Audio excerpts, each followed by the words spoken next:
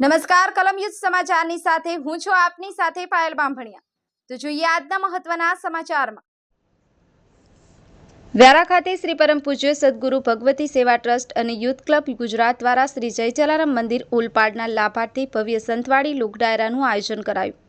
વ્યારા ખાતે દેવઉઠી એકાદશીના પવિત્ર પર્વ નિમિત્તે શ્રી પરમ પૂજ્ય સદગુરુ ભગવતી સેવા ટ્રસ્ટ અને યુથ ક્લબ ગુજરાત દ્વારા શ્રી જય જલારામ મંદિર ઓલપાડના લાભાર્થી ભવ્ય સંતવાણી લોક ડાયરાનું આયોજન કરવામાં આવ્યું હતું।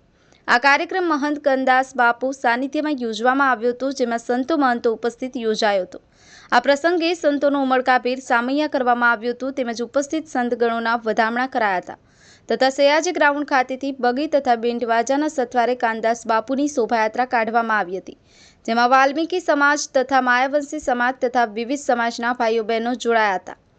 રાત્રે 10 કલાકે સુપ્રસિદ્ધ ગાયક કલાકાર શ્રી અમૃતભાઈ બાપુ તથા તેમના કલાવૃત્ત દ્વારા ભજનોની રમઝટ બોલાવી શ્રોતાગણોને મંત્રમુગ્ધ કરી મૂક્યા હતા। આ પ્રસંગે 17 જેટલા બાળકોને સતનામ ઉપદેશ કાનદાસ બાપુના હસ્તે આપવામાં આવ્યો હતો અને બાળકોએ ઉપદેશ ગ્રહણ કરી ધન્યતા અનુભવી હતી, તેમજ સૌને નવા વર્ષની શુભકામના પાઠવી સર્વેનું જીવન નિરોગીમય અને તંદુરસ્ત રહે તેવા આશીર્વાદ આપ્યા હતા।